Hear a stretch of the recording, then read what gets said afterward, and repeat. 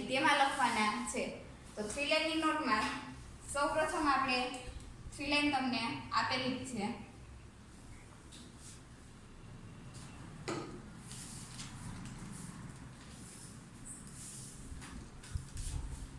આવી રીતે 3 લાઈન દોરેલી છે.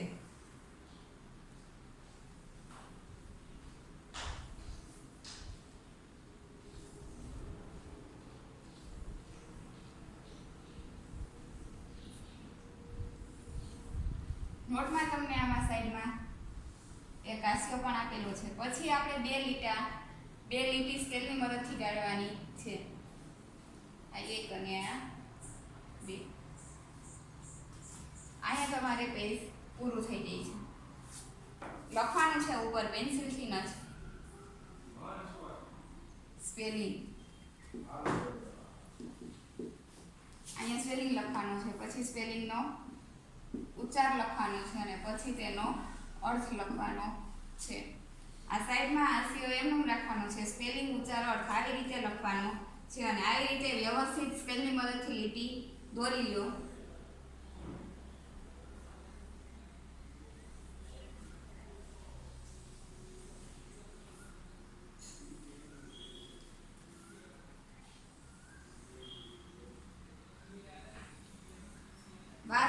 સાત વારના નામ ગુજરાતીમાં કોને આવડે છે? રવિવાર પછી કયો વાર આવશે? સોમવાર. સોમવાર પછી મંગળવાર. મંગળવાર પછી બુધવાર અને બુધવાર પછી ગુરુવાર. ગુરુવાર પછી શુક્રવાર. શુક્રવાર પછી શનિવાર. આ છે 7 વારના નામ. તો 7 વારના નામની આપણે શરૂઆત કરીએ. અહીંયા લખવાનું છે 1. વચ્ચેની લીટીમાં તમારે 1 અંગ્રેજીના અંકમાં લખવાનું છે 1. અહીંયા લખવાનું છે 1. સન્ડેનો સ્પેલિંગ શું થશે? SUN. S કેપિટલ કરવાનો છે અને પછી U અને N સ્મોલ લેટરમાં એટલે કે બીજી ABCDમાં કરવાનું છે. SUNDAY. સન્ડે એટલે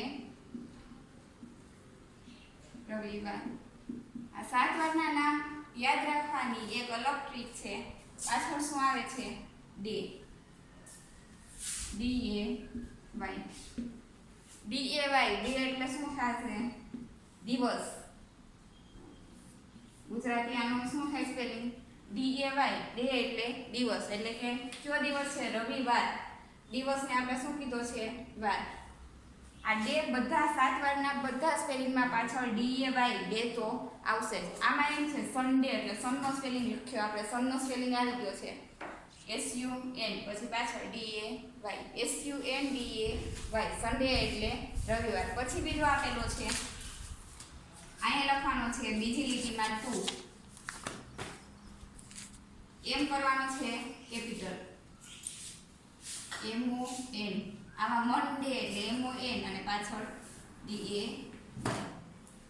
MONDAY. મંડે એટલે સોમવાર. રવિવાર પછી કયો વાર આવે? સોમવાર. MONDAY. મંડે એટલે સોમવાર. પછી આવશે 3 લખવાનું છે. વચ્ચેની લીટીમાં અંક આ લખી સાઈડમાં આસિયામાં તે આપણે વચ્ચેની એટલે કે બીજી લીટીમાં લખવાના છે. કયો આવશે વાર? મંગળવાર. મંગળવારનો સ્પેલિંગ શું થશે? ટ્યુઝડે. ટી કેપિટલ કરવાનો છે TUES.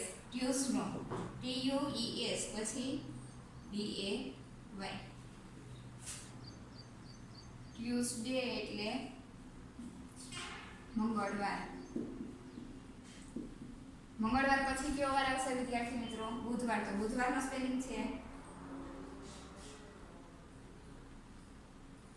W કેપિટલ ED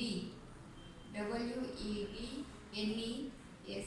આ સ્પેલિંગ આટલું યાદ રાખવાનું. WEDNES અને પાછળ શું લગાડવાનું? DAY. ડે એટલે વાર અથવા દિવસ. દિવસ અથવા વાર. DAY. ડે એટલે દિવસ અથવા વાર. WEDNES DAY. વેનસડે એટલે શું થશે? બુધવાર. બુધવાર પછી કયો વાર આવશે? ગુરુવાર.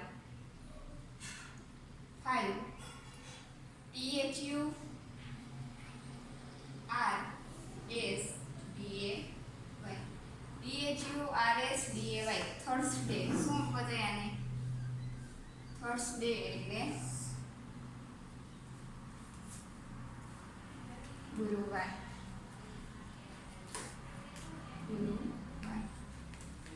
ટ્યુસડે અને થર્સડેમાં ખાસ ધ્યાન રાખવાનું. ટ્યુસડે એટલે મંગળવાર અને થર્સડે એટલે ગુરુવાર. કારણ કે બે સ્પેલિંગ ટીથી શરૂઆત થાય છે એટલે ભૂલ પડવી જોઈએ નહીં. ટ્યુસડે એટલે મંગળવાર અને થર્સડે એટલે ગુરુવાર. ગુરુવાર પછી કયો વાર આવશે?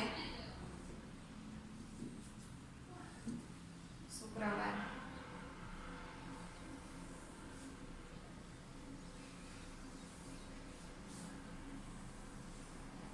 શુક્રવારનો સ્પેલિંગ થશે ફ્રાઈડે. શું થશે? છઠ્ઠું 6 લખવાનું છે. Friday FRIDAY.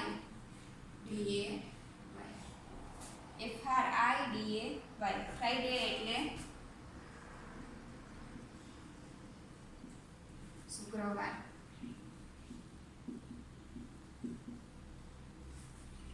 FRIDAY ફ્રાઈડે એટલે શુક્રવાર. અને છેલ્લો હવે કયો વાર રહેશે?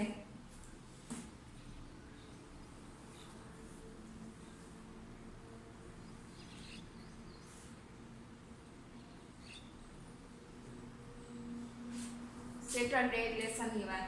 7મું 7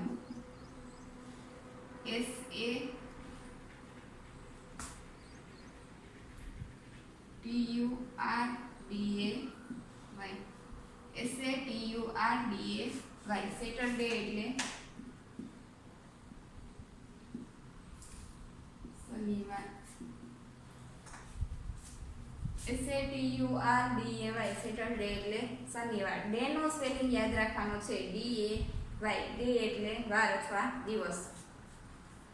પહેલેથી આપણે વાંચીએ. SUNDAY સન્ડે એટલે રવિવાર.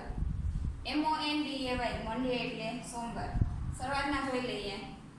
રવિવારમાં આવશે SUN, MON,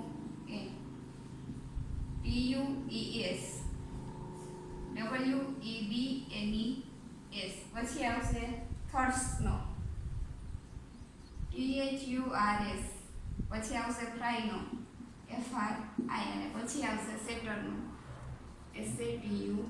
આ શરૂઆતના પાકા કરવાના છે. સન્ડે એટલે SUN, MON મન, TUES ટ્યુસ, વેનસ WEDNES, Thurs THURS, fry FRI અને સેટર SATUR. આ શરૂઆતના સ્પેલિંગ છે અને પાછળ બધા વારમાં કોમન DAY તો આવશે. તો આપણે બોલી લઈએ કે SUNDAY સન્ડે એટલે રવિવાર. MONDAY મંડે એટલે સોમવાર. TUESDAY ટ્યુસડે એટલે મંગળવાર. WEDNESDAY વેનસડે એટલે બુધવાર. THURSDAY થર્સડે એટલે ગુરુવાર. FRIDAY ફ્રાઈડે એટલે શુક્રવાર. SATURDAY સેટરડે એટલે શનિવાર. SUNDAY સન્ડે એટલે રવિવાર. MONDAY મંડે એટલે સોમવાર. TUESDAY ટ્યુસડે એટલે મંગળવાર. WEDNES 3 પાઠ પાડવાના. WEDNESDAY વેનસડે એટલે બુધવાર. THURSDAY થર્સડે એટલે ગુરુવાર. FRIDAY ફ્રાઈડે એટલે શુક્રવાર. અને SATURDAY સેટરડે એટલે શનિવાર. આ આપણે જોયા 7 વારના નામ. જે 7 વારના નામ તમારે હોમવર્કમાં લખવાના છે. હોમવર્કમાં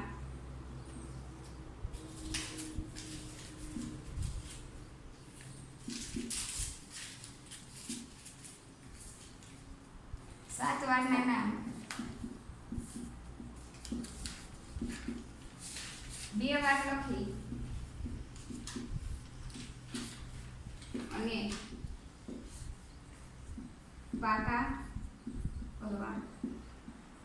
આ પાકા કરવાની એક અલગ રીતે થશે કે દરરોજનું તમે હું અહીંથી જે હોમવર્ક આપું અથવા જે રફ કામ કરાવું તેની ઉપર તમારે દરરોજની તારીખમાં તમારે શું લખવાનું? Date, DATE date. અને આ ડે, આ 2 લખવાનું. ડેટ એટલે આજની જે તારીખ હોય તે, અને ડે એટલે જે આજનો જે વાર હોય તે. વાર ઇંગ્લિશમાં લખવાનું. જો યાદ ન રહેતું હોય તો દરરોજનો વાર ઇંગ્લિશ લખવાનો, જોઈ લેવાનો કે આજ કયો વાર છે તે યાદ કરી લેવાનો, અથવા ન ખબર પડે તો નોટમાંથી જોઈ લેવાનો. દરરોજ તમે વાર લખવા માંડશો નોટમાંથી એટલે તમને જો યાદ ન રહેતા હોય તો પણ યાદ રહેવા મળશે.